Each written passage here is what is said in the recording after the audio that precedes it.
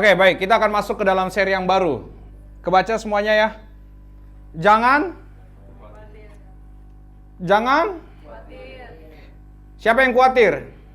Siapa yang pernah khawatir? Semua pasti pernah. Ini adalah, dan siapa yang punya kemungkinan untuk tidak khawatir di kemudian hari? Tidak ada, saya yakin.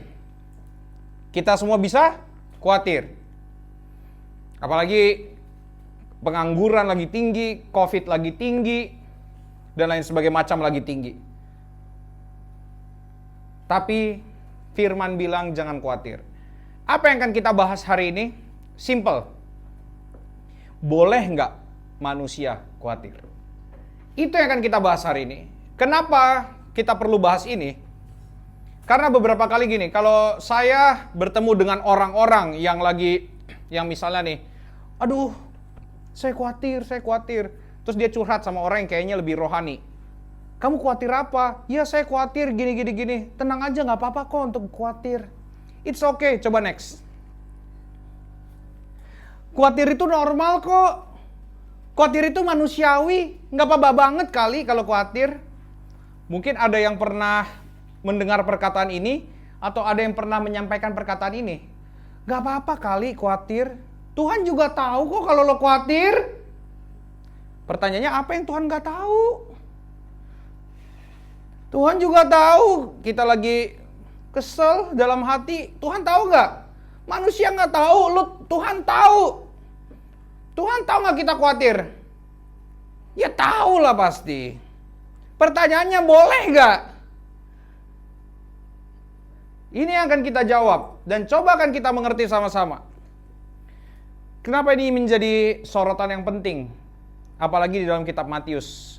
Karena ini akan berkaitan dengan satu hal. Mari kita buka sama-sama Alkitab kita. Matius 6 ayat 25. Langsung di dalam tema hal kekhawatiran.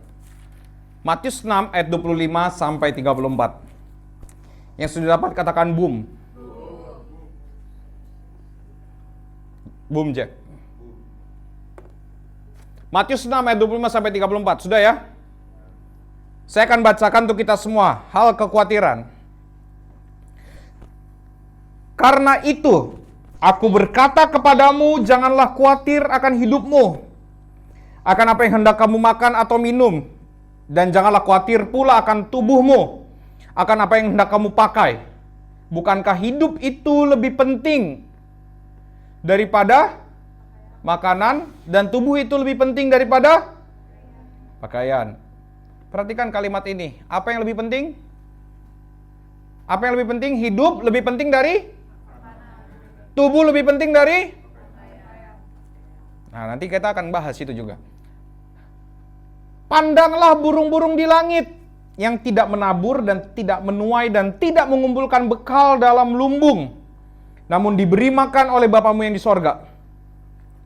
Bukankah kamu jauh melebihi burung-burung itu? Siapakah di antara kamu yang karena kekhawatirannya dapat menambahkan sehasta saja pada jalan hidupnya?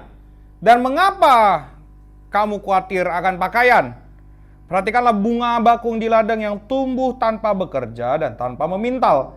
Namun aku berkata kepadamu, Salomo dalam segala kemegahannya pun tidak berpakaian seindah salah satu dari bunga itu. Jadi jika demikian Allah mendandani, perhatikan ayat 30 ini, rumput di ladang yang hari ini ada dan besok di mana? Dibuang. Rumput hari ini ada, besok diapain Tuhan?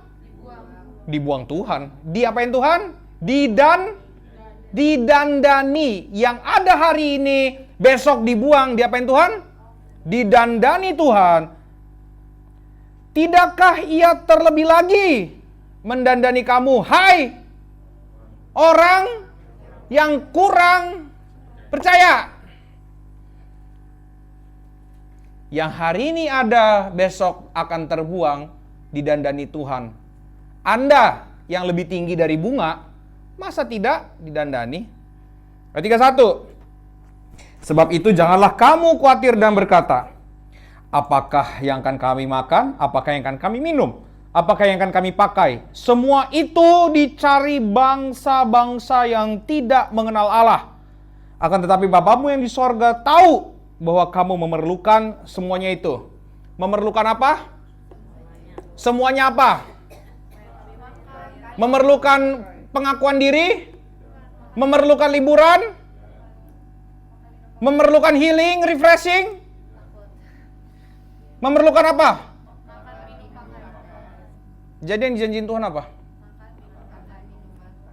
Jadi kalau mau beli handphone baru, gimana?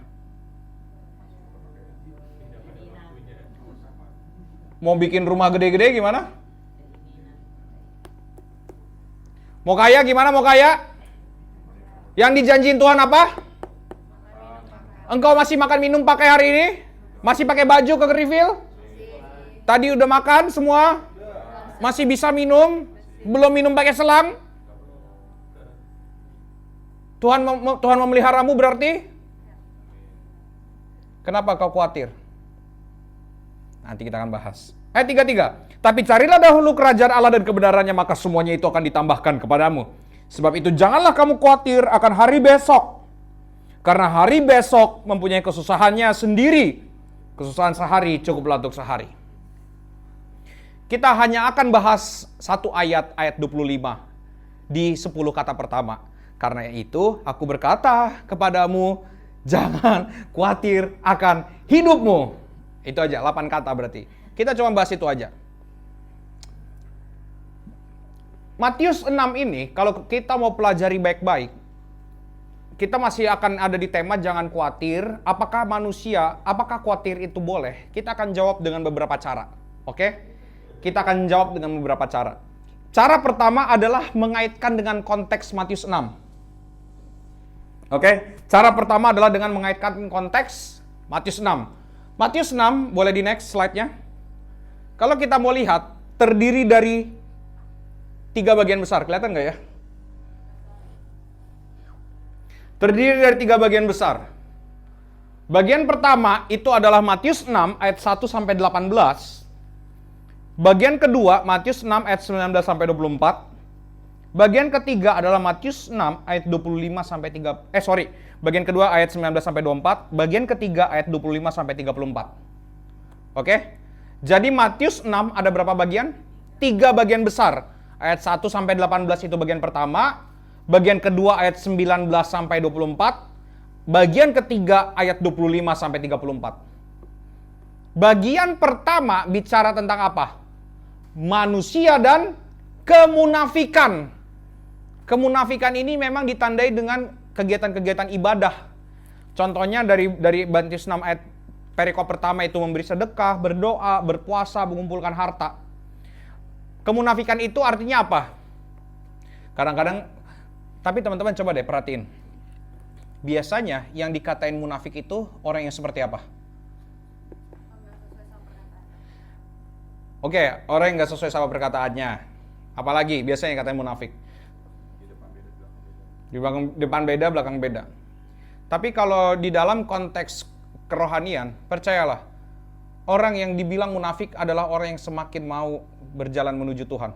Yang semakin mau berjalan, yang semakin mau jadi orang Kristen yang sejati, itulah yang semakin dihina. Ah, munafik kamu, sama orang yang tidak munafik. Sama orang yang memang tidak mau jalan di dalam kekristenan. Paham nggak? Tapi anehnya, orang yang berjalan di dalam kekristenan justru nggak pernah ngatain orang yang mereka itu munafik. Kenapa? Karena kedok apa lagi yang mau mereka mainkan? Kedok apa lagi yang mau dimainkan sama mereka? Nggak ada. Memang apalagi kan kita kalau Kristen, kalau kita sudah belajar kebenaran, kita akan belajar apa? Menerima orang yang penuh dengan kekurangan juga, betul? Tapi kalau orang tidak Kristen, ada orang yang berusaha Kristen sedikit langsung dibilang munafik. Apa sih artinya munafik di dalam konteks Matius? Munafik itu menjadi aktor. Tahu aktor? Aktor itu kerjanya ngapain? Acting. Acting itu apa? Sebenarnya dia bukan itu, tapi dia memerankan itu. Itulah munafik. Sebenarnya dia bukan itu, tapi dia memerankan itu. Itulah munafik. Jadi di pandangan orang yang bukan Kristen, kalau ngeliat orang Kristen melakukan sesuatu, sebenarnya kamu jahat. Tapi kamu sedang playing good things gitu ya. Wah, kamu sedang bermain-main. Enggak. Kadang-kadang mungkin dia nggak bisa ngelihat kalau emang orang itu sudah bertobat. Tapi hati-hati kalau Anda betul-betul belum bertobat, tapi pura-pura baik depan semua orang. Hati-hati. Saya tidak akan bahas ini lebih panjang, karena itu ada serinya sendiri. Itu tentang manusia dan kemunafikannya. Dan kemunafikan ini ditandai dengan cara-cara hidup yang baik, yaitu sedekah dan lain sebagainya macam. Poin kedua adalah tentang manusia dan kebergantungan hidup. Ayat 24. Tak seorang pun dapat mengabdi kepada dua tuan. Oke, sampai situ dulu. Masuk ke poin ketiga. Poin ketiga itu hilang. Tentang kekhawatiran. Ayat 25 sampai 34. Ini ya, poin ketiga tentang kekhawatiran.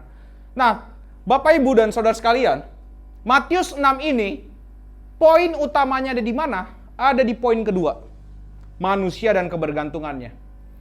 Kalau manusia salah bergantung, maka dia akan munafik hidupnya. Tapi kalau manusia salah bergantung juga, maka dia akan khawatir. Sekali lagi, manusia salah bergantung, maka dia akan munafik. Tapi kalau manusia salah bergantung juga, maka dia akan khawatir. Jadi poin penting dari Matius 6 ada di ayat 24. Sekali lagi, poin pentingnya ada di ayat berapa? 24. Saya bacakan. Tak seorang pun dapat mengabdi kepada dua tuan. Karena jika demikian, ia akan membenci yang seorang dan mengasihi yang lain. Atau ia akan setia kepada yang seorang dan tidak mengindahkan yang lain. Terus kalimat berikutnya apa? Kamu tidak dapat mengabdi kepada Allah dan kepada Mamon.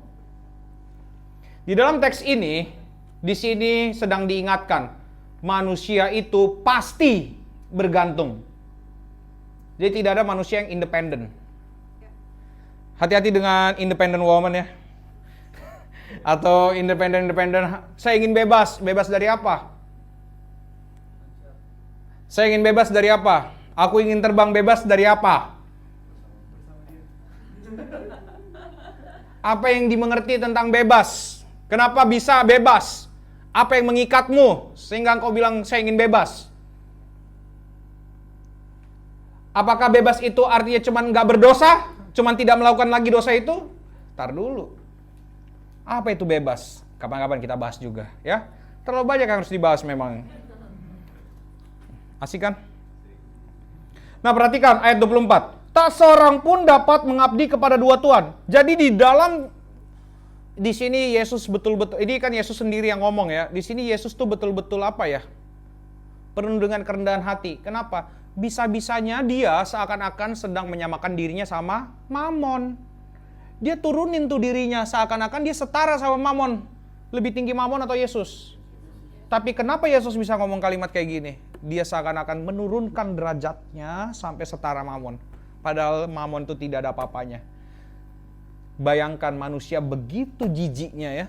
Dia manusia menggantungkan diri justru sama Mamon yang lebih rendah daripada Yesus.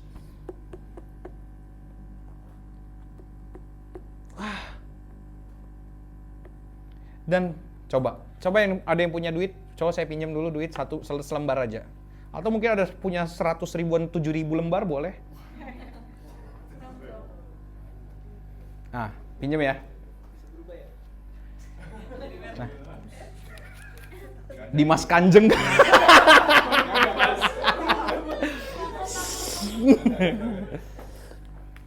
Nah, ini 20.000 ya. Ini kalau 20.000 gua misalnya saya taruh di sini, saya paku. Terus misalnya setelah saya paku, ini kan uang Hanihan, coba ambil. Copot gak? Nah, copot kan pasti, anggaplah copot, kalau nggak robek, betul ya? Misalnya dipaku di sini, nah ini gue paku nih, gue pantek pakai tangan gue, coba ambil. Nah, ambil gak? Susah. Tarik lagi, bisa kan? Tahu ya. Bisa. Itulah kalau kau bergantung sama uang. Uangnya copot, kau yang jatuh. Silakan duduk. Itulah bergantung dengan mamon. Kenapa? Dia tidak fix. Dia tidak tetap. Dan kita berpikir uang itu adalah sesuatu yang fix. Sesuatu yang tetap. Sesuatu yang tidak akan pernah berubah.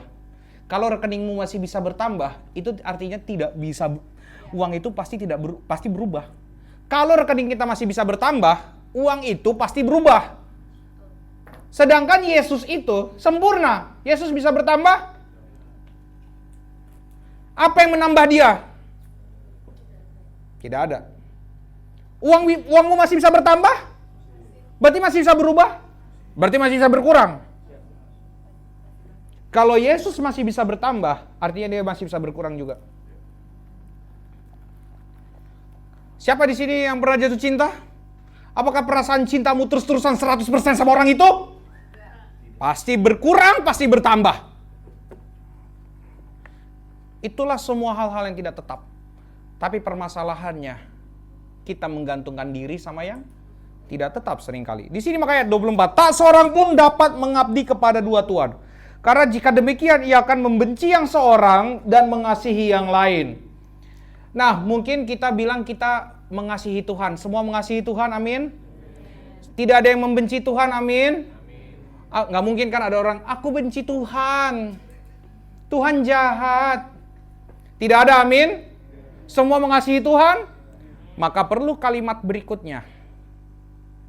Atau ia akan setia kepada yang seorang dan tidak mengindahkan yang lain. Pertanyaannya, siapa yang mengindahkan Tuhan setiap hari? Siapa yang setiap detik mengindahkan Tuhan? Jangan-jangan engkau membenci Tuhan, tapi di mulut tidak. Itulah munafik. Itulah munafik. Jadi seakan-akan, jangan mungkin kita, wah saya mencintai Tuhan, saya cari Tuhan dengan sungguh-sungguh setiap hari. Apakah engkau mengindahkan dia setiap hari? Pasti bangun tidur langsung kepikiran, gimana kerjaan saya hari ini? Gimana Tuhan? Ini saya mau sebentar lagi mau ada ini gimana? Apakah mungkin Tuhan saya punya hidup yang baik kalau saya pekerjaan cuma ini aja Tuhan? Siapa yang pernah ngomong kalimat kayak gitu di dalam hatinya? Sampai stres banget Tuhan. Adakah yang baik dari yang tidak baik ini Tuhan? Oh. Semua tidak baik. Ya, lu juga tidak baik. Jangan lo pikir lo yang baik di antara tidak baik. Lo juga sama nggak baiknya dengan situasi itu.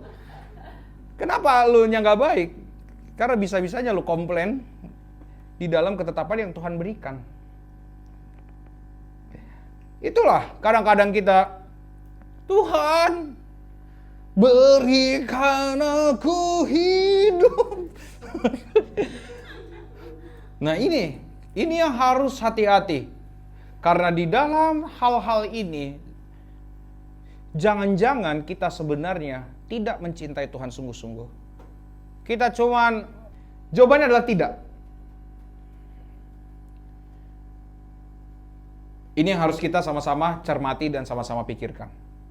Itu ayat 24. Kak, apa hubungannya ada sama hal kekhawatiran? Kayaknya nggak ada deh. Nah, makanya coba lihat ayat 25. Ayat 25 dimulai dengan kata apa? Karena itu, cukup. Ayat 25 dimulai dengan kata karena itu. Karena apa? Karena apa? Karena ayat 24. Ayat 24 apa? Tak seorang pun dapat mengabdi kepada dua tuan, karena jika demikian ia akan membenci yang seorang, mengasihi yang lain, atau ia akan setia kepada seorang dan tidak mengindahkan yang lain. Kamu tidak dapat mengabdi kepada Allah dan kepada Mamon. Karena itu,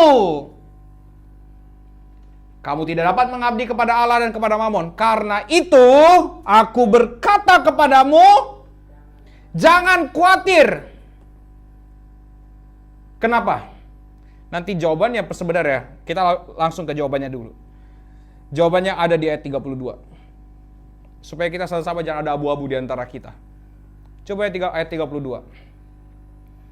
Semua itu dicari bangsa-bangsa yang jadi orang yang khawatir adalah orang yang,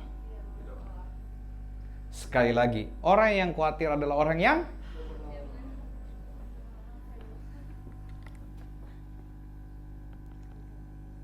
khawatir adalah orang yang tidak.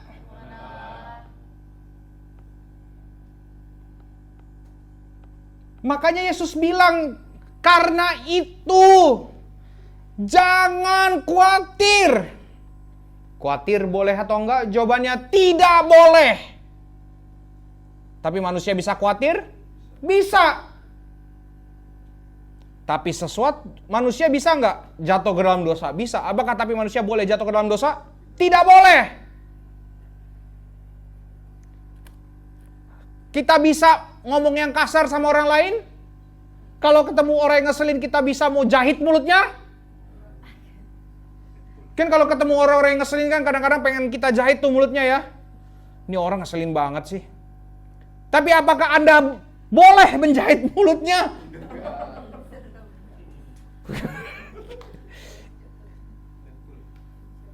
Bisa, bukan berarti boleh.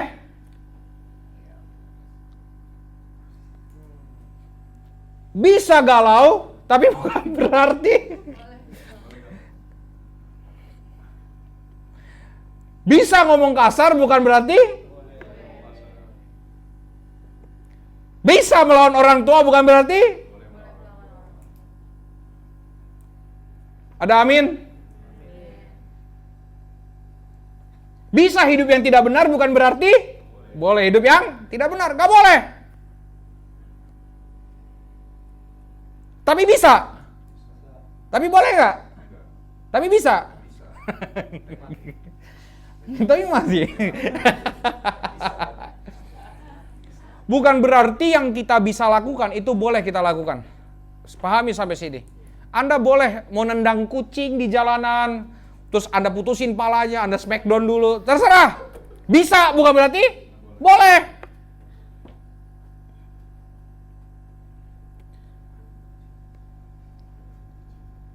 Anda bisa punya kemauan apapun, kemampuan apapun. Tapi bukan berarti itu semua boleh. Kita bisa khawatir, tapi bukan berarti kita boleh khawatir. Maka kekhawatiran itu harus dilawan. Oke? Kekhawatiran itu apa? Harus dilawan. Jangan, oh Tuhan, gimana ya? Udah gitu biasanya, gimana sih cara, biasanya kita tuh kalau lagi khawatir gitu, yang kita cari siapa sih? Teman-teman yang membuat khawatir kita kayak diempuk-empokin. Iya, gak apa-apa. Khawatir kenapa sih? Sama abang yuk, sama abang. Memang saya harus bilang, lebih sulit untuk mengajar, lebih sulit untuk mendidik orang lain, lebih sulit itu. Jadi kalau lo pengen banget dicintai semua orang, jadilah orang yang gak usah kasih arahan sama orang itu. Kalau kita ngasih arahan sama orang, udah pasti dibenci.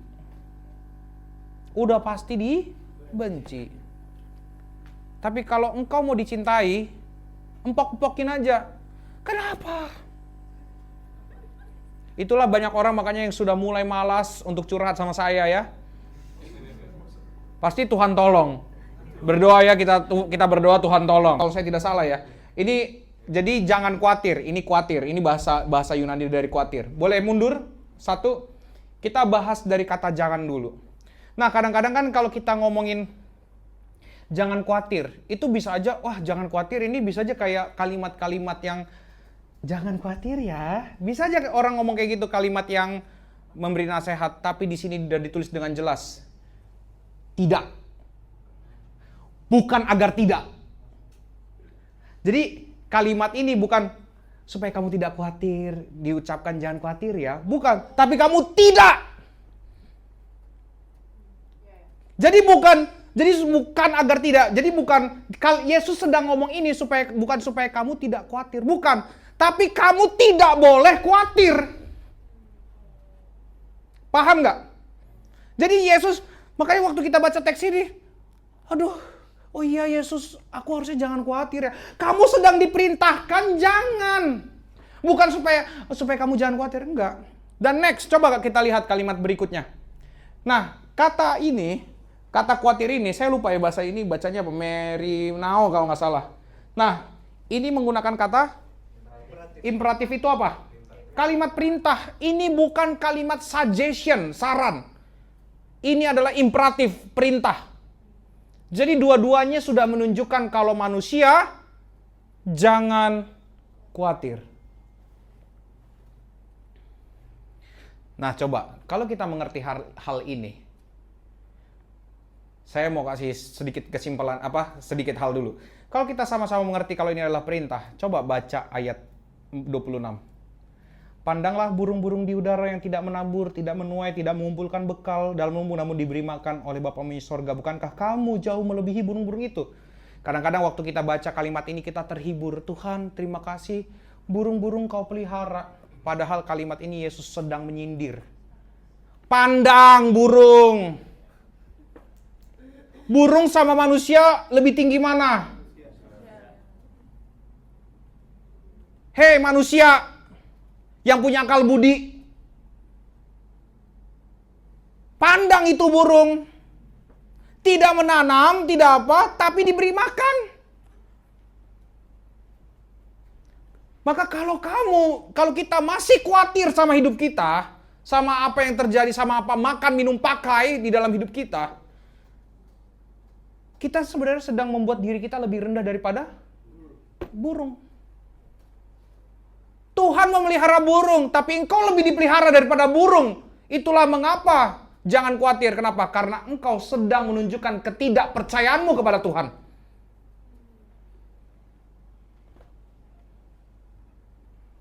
Sekali lagi, bisa khawatir bukan berarti boleh. Susah nggak untuk melawan ini? Nah, saya ada cerita. Satu kali saya baca buku. Saya lupa buku apa jujur. Kalau nggak salah bukunya Anthony Hoekema. Dia bilang gini. Ada perbedaan antara orang modern, orang-orang zaman sekarang, sama orang-orang zaman dulu. Dia membandingkan dengan cara demikian. Kenapa? Orang-orang zaman dulu, itu keterbatasannya atau pengetahuannya lebih sedikit. Betul? Sehingga apa-apa dikaitkan dengan hal-hal yang mistis. Ya kan? Wah, misalnya kayak ada petir. Wah, ini berarti Tuhan sedang marah nih sama kita. Betul kan? Nah, tapi kalau orang modern udah banyak yang nggak takut sama hantu. Karena sudah berpikir, hantu itu tidak ada. Itu hanyalah gelombang elektromagnetik. Ini adalah metafisika yang ribet dah. Orang zaman sekarang, orang modern lebih logis. Jadi kalau mereka tidak tahu jawaban A, mereka akan mencari B. Setelah B tidak ada, apakah mereka berhenti? Tidak, mereka akan mencari C, D, E, F, G, sampai A, A, A, B, A, C, sampai A, A, A, A, A, B, A, A, C, sampai 1000 jawaban mereka bisa bikin. Tapi, orang zaman dulu, apa-apa dikaitkan dengan hal yang mistis. Tapi, menurut penulis buku itu, tapi entah disadari atau tidak, kekhawatiran justru dialami oleh banyak orang di zaman sekarang daripada zaman dulu. Karena apa? Mereka merasa hanya mereka lah yang sanggup melakukan segala sesuatunya.